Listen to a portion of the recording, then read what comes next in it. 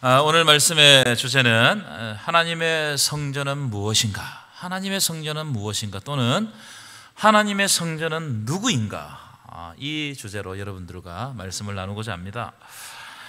구약 시대에는 신약 시대까지인데요, 4개의 성전이 있었습니다. 4개의 성전 한번 보여주실까요? 첫 번째 성전은 뭐냐면은 하나님이 모세에게 직접 지시해서 만든 성막 또는 회막이라고 그럽니다. 회막. 이 보시는 왼쪽 그림은 성막을 재현한 그림이고, 오른쪽 사진은 실제 이스라엘에 설치되어 있는 실제 크기의 성막 모형입니다. 우리나라도 이제 실제 크기로 성막 모형을 만든 교회들이 들어 있었습니다. 여러분, 성막은 이동용 예배 장소였습니다. 그 다음 그림 보여주시면 이스라엘 백성들이 광야 생활할 때 어디에 중심을 두고 진을 쳤냐 하면은 성막을 향해서, 성막을 중심에 두고 진을 쳤습니다. 장막을 쳤다 이 말이에요. 이 말은 이 이스라엘 백성들이 광야 생활을 할 때 성막을 중심으로 생활했다 이 뜻입니다. 성전을 중심으로 생활했다. 그래서 불기둥과 구름기둥이 떠오르면 성막과 함께 출발하는 겁니다. 불기둥과 구름기둥이 멈추면 거기에 성막을 치고 장막도 쳤습니다. 그래서 이스라엘 백성들의 삶의 중심은 성막이었다. 자, 그런데 이 성막은 영원했느냐? 그렇지 않아요. 이 성막은 성전이 등장함과 함께 사라졌어요. 성전이 등장하면서 성막이 사라졌습니다. 두 번째 예배 성전은 솔로몬 성전입니다. 솔로몬 성전. 원래 솔로몬의 아버지 다윗이 하나님을 향해서 건축하려고 했어요, 성전을. 그런데 하나님께서 허락하지 않았습니다. 왜냐하면 다윗은 군인이었습니다. 그리고 피를 많이 흘렸기 때문에 이 다윗이 성전을 건축하면 순수하지 않을 수 있단 말이에요. 그래서 다윗은 성전 건축 준비만 하고 실제 건축은 그 아들 솔로몬이 성전을 건축하게 됩니다. 이 솔로몬 건축은, 솔로몬 성전은 서양에 있는 여러 신전들과 비교해 보면은 크지는 않아요. 많이 크지는 않지만 아주 화려하게 성전을 건축했습니다. 그러나 이 솔로몬 성전도 결국 어떻게 되냐, 무너졌어요. 파괴되었습니다. 바벨론이 침공해가지고 성전이 완전히 무너졌습니다. 이때 이스라엘 백성들도 바벨론으로 포로로 잡혀가게 됩니다. 여러분, 이때 이스라엘 백성들이 충격을 받았겠습니까? 안 받았겠습니까? 엄청난 충격을 받았어요. 첫 번째 충격이 하나님의 성전이 무너질 수 있는가? 이게 충격을 받았어요. 그리고 하나님의 백성들이 포로로 잡혀갈 수 있는가? 이걸 충격을 받았습니다. 자, 세 번째 성전 보여주시면 스룹바벨 성전인데, 스룹바벨 성전이라고 하면은 스룹바벨이 주도적으로 성전을 건축했다고 해서 스룹바벨 성전이라고 부릅니다. 이 스룹바벨 성전은 이스라엘 백성들이 포로로 잡혀갔다가 70년 만에 돌아와서 이제 돌아온 귀환 공동체가 무너진 성전을 재건한 겁니다.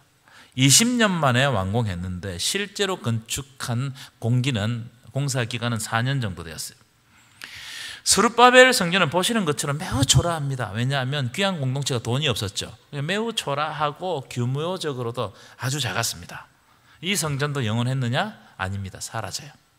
헤롯 선정이 등장하면서 사라집니다. 세 번째 성전이 네 번째 성전이 헤롯 성전입니다. 헤롯 성전은 말 그대로 헤롯 왕이 지었어요. 굉장히 크게 짓습니다. 헤롯 왕은 이스라엘 민족이 아니고 에돔 민족인데 이 사람이 이스라엘 왕이 됩니다. 그러니까 어떻게 하겠습니까? 이스라엘 백성들에게 환심을 사야 되겠죠. 그래서 이 스룹바벨 성전을 헐고 거기에 그 자리에다 정축을 합니다. 크게 성전을 지어요. 이 헤롯 대왕은 역사 속에서 보면 건축에 매우 관심이 많았습니다. 그래서 예루살렘 성전을 크게 건축했어요. 도시도 그렇게 만든 도시들이 제법 있습니다. 아주 화려하고 크게 건축했습니다. 이 성전을 몇 년 동안 지었느냐? 57년 동안 지었어요. 57년 동안. 그래서 57년 동안 지으면서 한쪽에는 또 보수를 하고 짓고 이렇게 했습니다. 예수님이 계실 때는 46년. 예수님이 그 성천하시고 난 다음에 한참 동안 성전을 지은 거예요. 자, 그런데 이 화려한 성전이 영원했는가? 영원했을 것 같아요? 영원하지 않습니다. 나중에 로마 황제가 되는데 로마의 티투스 장군에 의해서 주후 70년경에 무너져요. 무너지는데 돌 위에 돌 하나 남기지 않고 완전 무너집니다. 비참하게 무너집니다. 그리고 이스라엘 백성들도 뿔뿔이 흩어졌어요. 이 성전 이후에 이스라엘 백성들은 더 이상 성전을 건축하지 않았습니다. 무슨 말이냐면은 예루살렘 성전은 역사에서 사라졌다 이 말이에요. 예루살렘 성전은 더 이상 역사 속에 등장하지 않습니다. 뿐만 아니라 아까도 말씀드렸던 것처럼 이스라엘 백성들도 이때 전 세계로 뿔뿔이 흩어집니다. 충격적이죠. 하나님의 성전이 무너졌다. 여러분, 이게 하나님이 있는 백성으로서 얼마나 큰 충격이겠습니까? 그렇죠? 성전은, 건물은 영원하지 않다. 이 이야기를 제가 지금 드리고 있는 겁니다. 자, 우리 교회에도 성전이라고 할까요? 예배당이라고 할까요? 아마 예배당이라고 하는 것이 더 적합할 것 같습니다. 몇 개의 예배당이 있었어요. 몇 개. 여러분 아세요? 예루살렘 성전이 무너진 것처럼 무너진 것은 아니고 우리 교회 예배당은 좀 옮겨 다녔습니다. 옮겨 다녔는데 우리 교회 역사를 알기 위해 좀 보는 것이 좋을 것 같아요. 첫 번째 예배당은 신세교회였어요. 신세동에 있었던 신세 예배당인데 이걸 잘 기억해놔야 됩니다. 1932년 2월 7일에 설립된 예배당입니다. 이 사진 자료가 없더라고요. 박영길 장로님 사진 자료가 있습니까? 사진이 없어요. 한번 찾아보시기 바랍니다. 사진이 있으면 제가 보여드릴 텐데 신세 예배당은 사진 자료가 없어요. 그런데 우리 교회가 몇 년도에 설립됐다고요? 크게 이야기해 보세요. 몇 년도에? 1932년도. 이 정도는 우리 교인들이 알아야 됩니다. 자, 이 신세 예배당에 있다가 여러 가지 역사적인 상황 이게 많기 때문에 제가 다 말씀을 못 드리고 두 번째 예배당 이제 입주했는데요. 1946년도에 입주한 옥정동 예배당입니다. 옥정동 예배당. 제가 이걸 자료를 찾으면서 보았는데 한옥으로 지은 예배당인데요. 매우 인상적이죠. 그죠? 아주 이 예배당도 한번 정축한 걸로 알고 있습니다. 그 다음 예배당이 어떤 예배당이냐면은 삼산동 예배당입니다. 삼산동 예배당. 1952년에 입당했는데 아까 옥정동 예배당보다는 규모가 상당히 커졌죠. 건물 규모가 커졌다는 말이 무슨 말입니까? 사람들이 많아졌다는 겁니다. 저 사람들을 한번 보십시오. 아마 정교인인 것 같은데 사람들이 많아졌습니다. 이 예배당은 몇 번의 정축을 하느냐 하면 4번의 정축을 합니다. 4번의 정축을 해가지고 지금 보시는 사진 모습으로 1984년에 완공돼요. 이게 우리 교회의 이 예배당의 역사입니다. 그 다음에 이제 우리가 지금 사용하고 있는 예배당이 지금 현재 예배당이 마지막 우리가 지금 하고 있는 예배당인데 이 예배당은 1992년 2월 13일에 헌당했습니다. 몇 년도라고요? 1992년. 그러니까 이 예배당은 지금으로부터 32년이 지난 거예요. 우리가 32년 동안 사용하고 있는 겁니다. 자, 이 대목에서 제가 질문을 드리겠습니다. 여러분, 지금 우리가 예배드리고 있는 이 예배당 건물이 영원히 존재할까요? 대답해 보십시오. 지금 우리가 이 땅에서 예배드리고 있는데 이 땅에서 이 건물이 영원히 존재할까요? 역사 속에 있었던 건물로 된 성전이나 예배당은 거의 대부분 다 무너지고 사라졌어요. 지금도 사라지고 있습니다. 여러분, 지금 교회들이 많이 사라지고 있어요. 지은 지 오래돼가지고 문화재로 보존하는 그런 건물들이 세계 속에 들어 있습니다만은 건물로 지은 성전, 예배당은 거의 대부분이 사라지고 또 생기고 사라지고 생기고 했어요. 자, 그럼 왜 사라졌는가? 왜 사라졌는가? 이유는 하나입니다. 성전이 성전 역할을 하지 못할 때, 예배당이 예배당 역할을 하지 못할 때 역사에서 다 사라졌어요. 이건 자명한 일이에요. 여러분, 이스라엘 백성들이 바벨론으로 포로 잡혀갈 때 그때 처음으로 예루살렘 성전이 무너졌습니다. 여러분, 이때 충격을 받았겠습니까? 안 받았겠습니까? 엄청나게 충격을 받았어요. 아니, 어떻게 전능하신 하나님을 예배하는 성전이 무너질 수 있는가? 이스라엘 백성들이 이해할 수가 없었어요. 마찬가지로 주 70년에 로마 장군 티투스에 의해서 예루살렘 성전이 또 한 번 무너지거든요. 이번에는 돌 위에 돌 하나 남기지 않고 완전 폭삭 무너졌습니다. 그때도 이스라엘 민족들이, 유대 민족들이 큰 충격을 받았어요. 아니, 하나님의 성전이 어떻게 무너질 수 있다 이 말인가? 전능하신 하나님, 살아계신 하나님이 성전에 계시다고 이야기했는데 이 성전이 어떻게 무너질 수 있는가? 이후에는 성전을 다시 짓지 않았습니다. 지금까지도.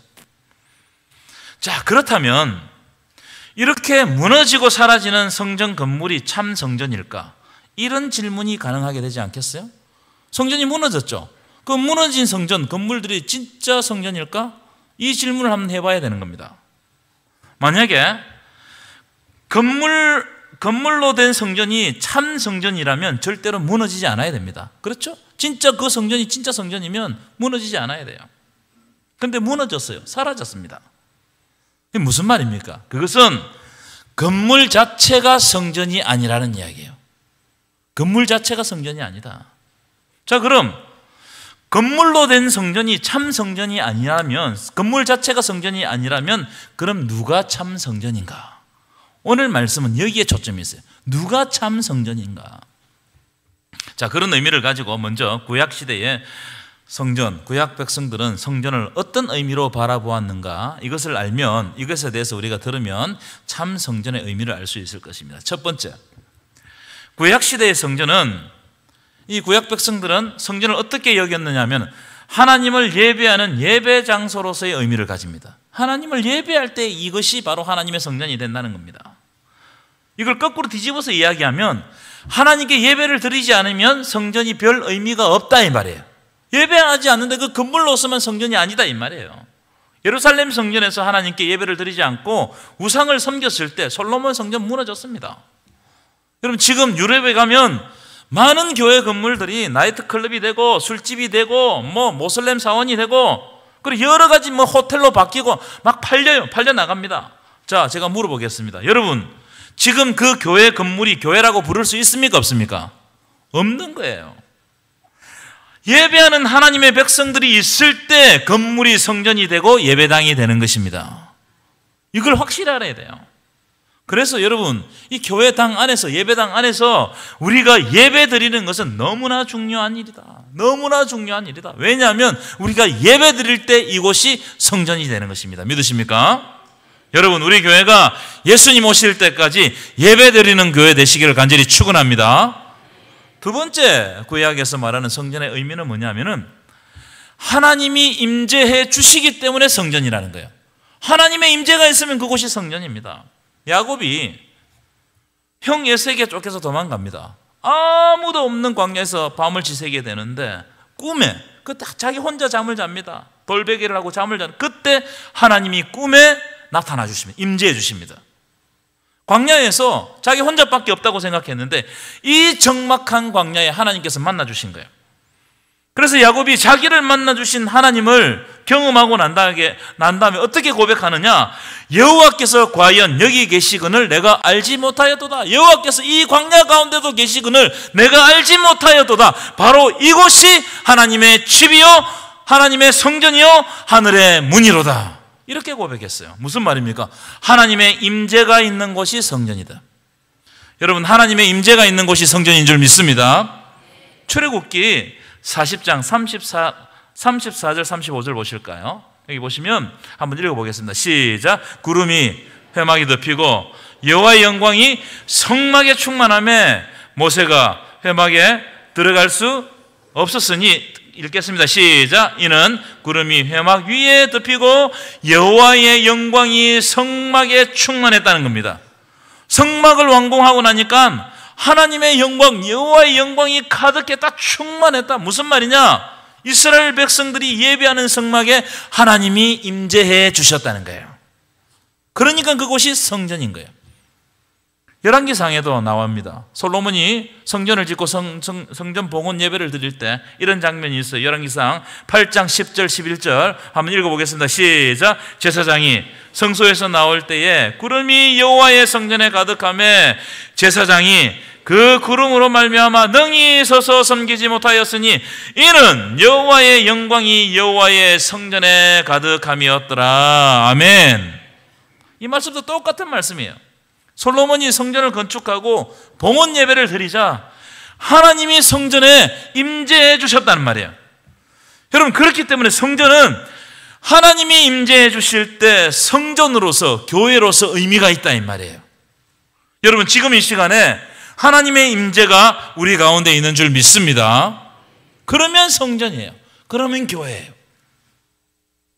세 번째, 구약 성경에서 말하는 성전은 어떤 의미를 가지고 있느냐 하면은 하나님의 백성들이 모이는 장소로서의 의미를 가지고 있습니다. 하나님의 백성들이, 이스라엘 백성들은 1년에 3차례씩 예루살렘을 순례합니다.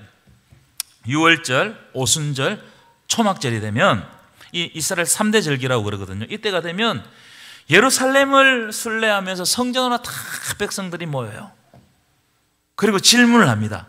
지금 이 시간에 성전에 보이는, 성전으로 모이는 우리는 누구인가?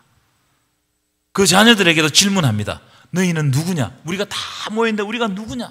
왜 우리가 여기 모였느냐? 이것을 질문해요. 그 대답이 뭐예요?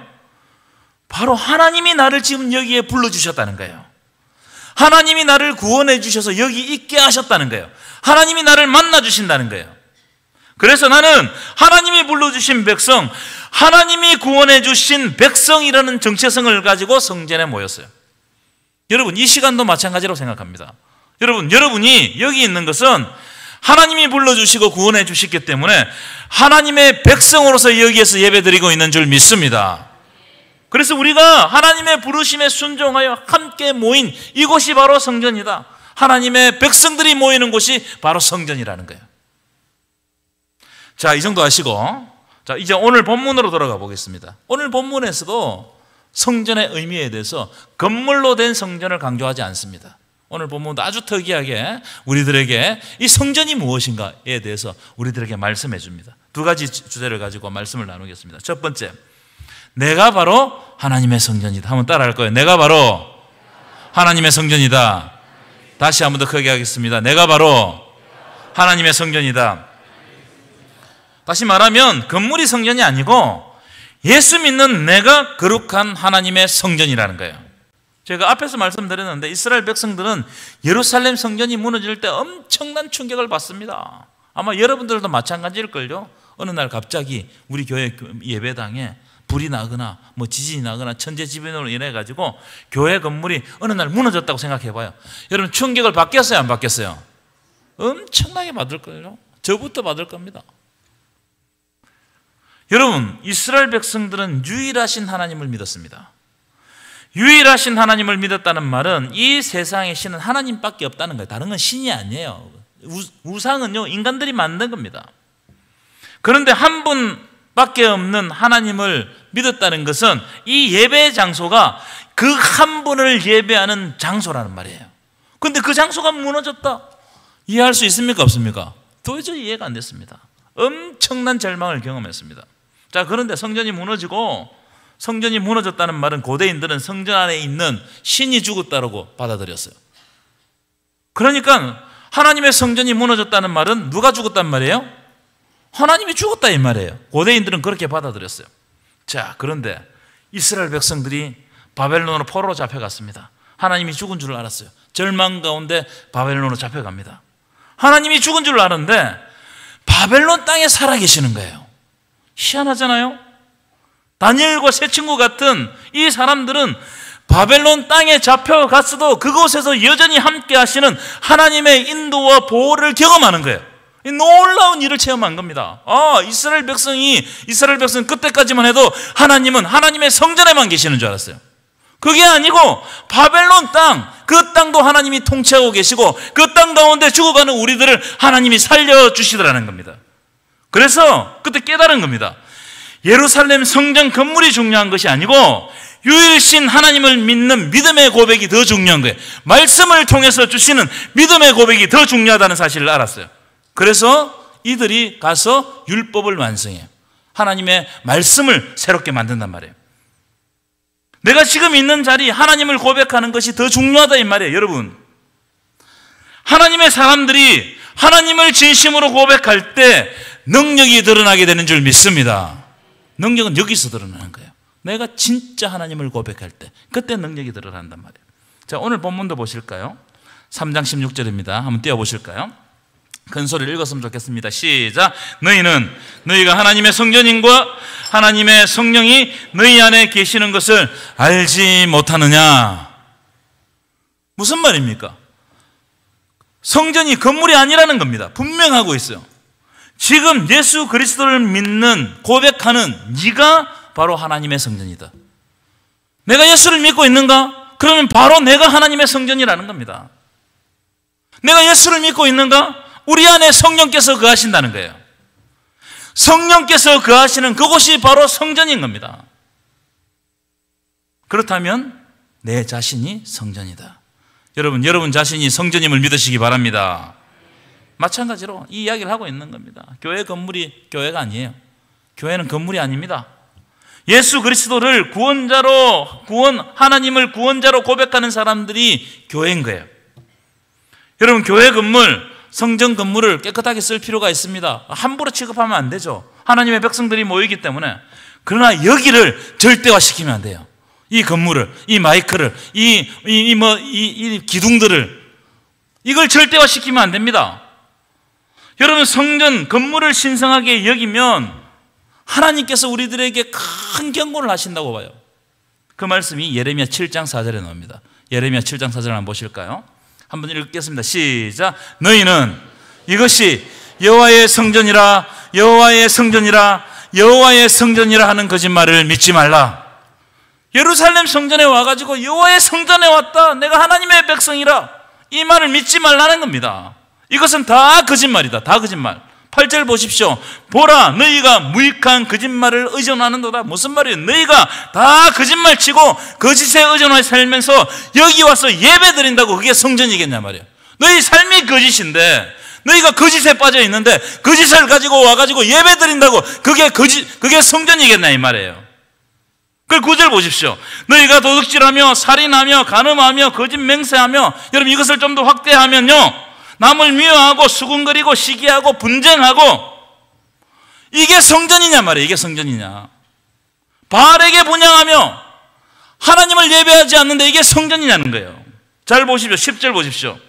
내 이름으로 일컬음을 받은 이 집에 와서 내 앞에 서서 말하기를 너희가 구원을 얻었다고 하느냐. 너희 삶이 거짓인데 너희는 구원받았다고 성전에 와서 큰소리 치냐 이 말이에요. 11절입니다. 내 이름으로 일컬음을 받은 이 집이 너희 눈에는 도둑의 소굴로 보이느냐? 거짓말하는 사람들이 모여가지고 예배 드리니까 다 도둑이다 이 말이에요. 우리들에게 주신 말씀이에요. 제가 이 말씀을 들으면서 가슴이 찔림을 받았어요. 혹시 내 모습이 아닌가? 내가 그런 상태가 아닌가? 온갖 거짓을 가지고 와가지고 회개하지도 않고 여기 앉아서 거룩한 예배만 드리고 가면 그게 성전이고 그게 교회냔 말이에요.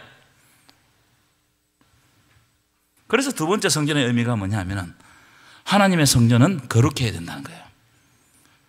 여러분, 하나님의 성전은 거룩해야 되는 줄 믿습니다. 하나님의 성전은 거룩성을 상실하는 순간 능력을 상실해요.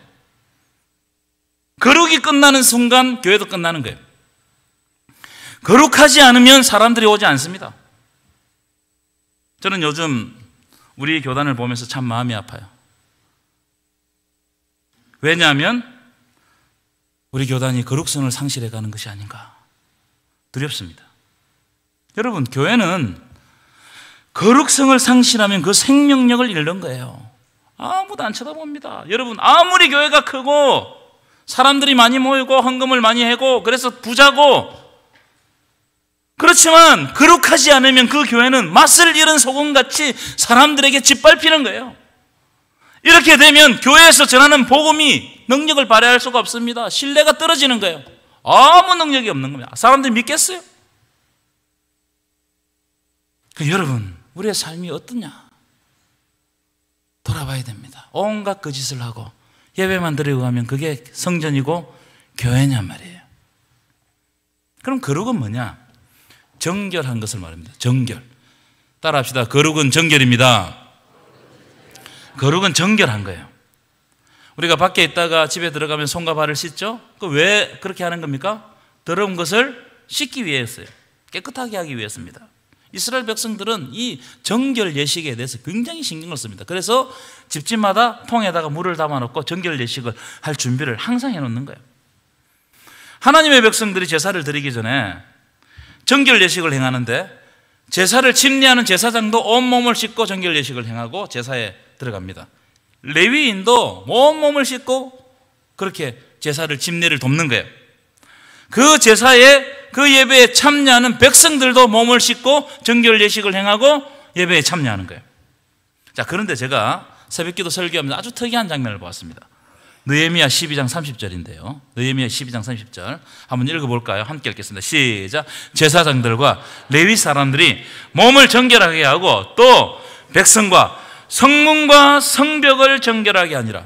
여러분, 이 말씀 어떤 장면이냐면 느헤미야가 52일 만에 성벽을 완공했습니다. 여러 가지 어려움이 있었어요. 그런데 하나님이 도우심으로 말미암아 성벽을 완공했어요. 그리고 하나님께 봉헌 예배를 드리는 장면이 오늘 본문인데요.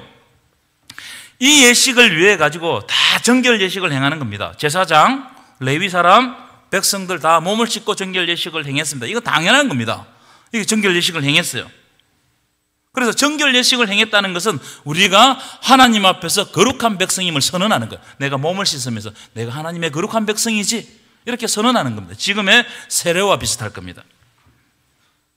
그런데 여기 보시면 사람들만 정결 예식을 행한 것이 아니고 성문과 성벽도 정결 예식을 행했다는 거예요. 이 중요한 장면이에요. 그럼 이게 무슨 뜻입니까? 우리의 삶의 자리까지 하나님 앞에서 정결해야 함을 이 예식을 통해서 고백하는 거예요. 성벽과 성문, 우리가 드나드는 자리까지 거룩해야 된다는 거예요. 여러분, 내 삶의 자리가 거룩하지 못하면 우리는 절대로 하나님의 거룩한 백성이 될 수 없습니다. 여러분, 하나님의 백성들의 거룩은 교회 안에서만 거룩하면 되는 게 아니에요. 여러분 보면요, 대부분의 그리스도인들은 교회 안에서 거룩한 생활을 너무 잘해요. 오면은 거룩하지 않는 사람이 아무도 없어. 그런데 저 문을 열고 나가면 이상해집니다. 이상해져요.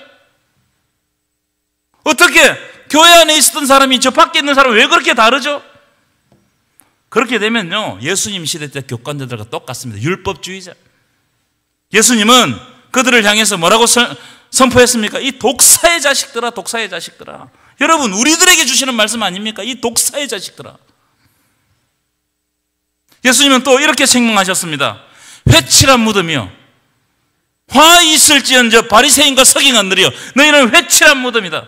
회칠한 무덤이 뭐예요? 무덤을 좋게 보이려고 페인트로, 흰색 페인트로 다 칠했단 말이에요. 밖에서 보니까 무덤이 그럴듯해 보이지만 그 무덤 안에서 뭐가 썩고 있습니까? 시신이 썩는 냄새가 나는 것처럼 사람들이 보이는 곳에서는 거룩한 척하고 잘 믿는 척하고 봉사 잘하는 척하지만 나를 알아보지 못하는 곳에는 악취가 나는 행동을 하고 있다, 이 말이에요. 이런 그리스도인들이 요즘에 너무 많아요. 여러분들 아닙니까? 죄 아닙니까? 그런 사람들에게 오늘 사도복음 17절 말씀으로 경고합니다. 엄청난 경고라고 생각해요. 저는 가슴이 막 찔려요, 이런 말씀을 들으면. 3장 17절 우리 큰소리를 읽겠습니다. 시작. 누구든지 하나님의 성전을 더럽히면 하나님이 그 사람을 멸하시리라. 하나님의 성전은 거룩하니 너희도 거룩하니라. 하나님의 성전을 더럽히면, 하나님의 성전이 누구라고 그래서 아까? 내가 하나님의 성전이잖아요. 예수 믿는 내 자신을 내가 더럽히면 하나님이 멸하시겠다는 거예요. 무서운 말씀입니다. 이 말씀을 받는 여러분들이 바로 하나님의 성전이에요. 그러니까 나의 삶을 함부로 살면 하나님의 성전을 더럽게 하는 거란 말이에요. 그러면 하나님께서 멸하신다는 거예요.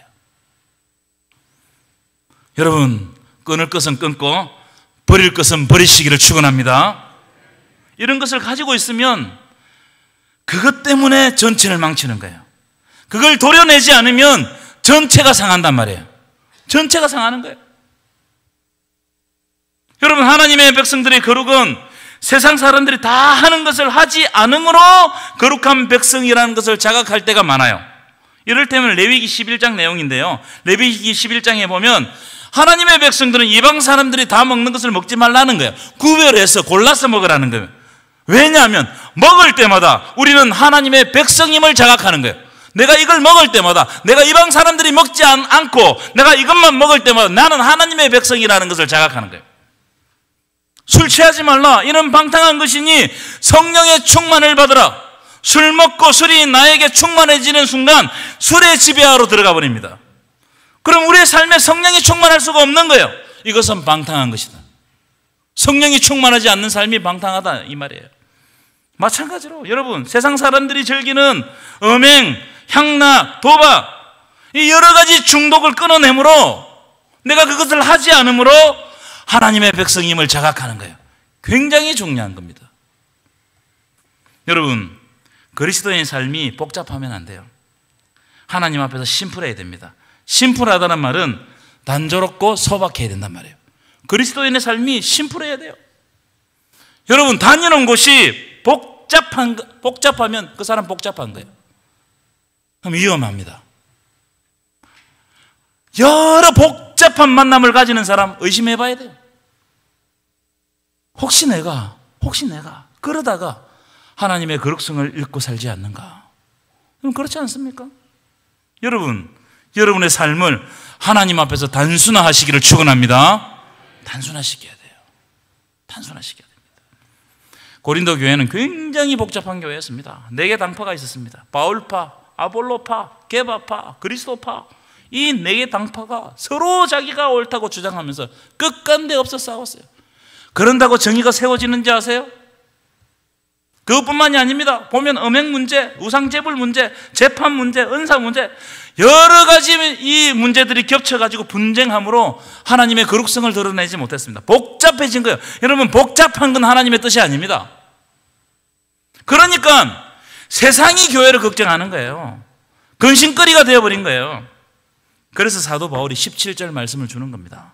세번역 성경으로 한번 읽어봤으면 좋겠는데, 세번역 성경으로 함께 읽겠습니다. 시작. 누구든지 파괴하면 하나님께서도 그 사람을 멸하실 것입니다. 하나님의 성전은 거룩합니다. 여러분은 누구라고요? 아멘이십니까? 이 말씀은 첫 번째, 내가 성전인데 내가 나를 파괴하면 안 된단 말이에요. 그래서 내가 있는 자리가 어디인지를 항상 살펴야 돼요. 두 번째, 내 이웃도, 옆 사람도 내 이웃도 성전인데 나를 통해서 내 이웃이 파괴되면 안 된단 말이에요. 그래서 분쟁하고 반목하는 것은 하나님의 성전을 파괴하는 것이다. 아셨어요? 분쟁하고 반목하고 그 사람을 인격적으로 모독하고, 이거는 하나님의 성전을 파괴하는 겁니다. 하나님의 성전을 파괴하면 하나님께서 그 사람을 멸하실 것입니다. 이 경고를 우리에게 주고 있는 거예요. 여러분, 교회는 평안히 든든히 서야 할 줄 믿습니다. 거룩하지 못한 행동으로 말미암아 이 성전이, 하나님의 성전이 파괴되면 안 돼요. 반목과 분쟁 때문에 이 하나님의 성전이 나로 인해서 파괴되면 안 된단 말이에요. 그 권리가 누구한테 있어요, 도대체?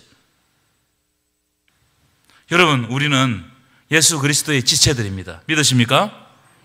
우리는 하나님의 성전입니다. 믿으십니까? 우리가 하나님의 성전이라는 것은 하나님의 성령이 우리 안에 거하신다는 거예요.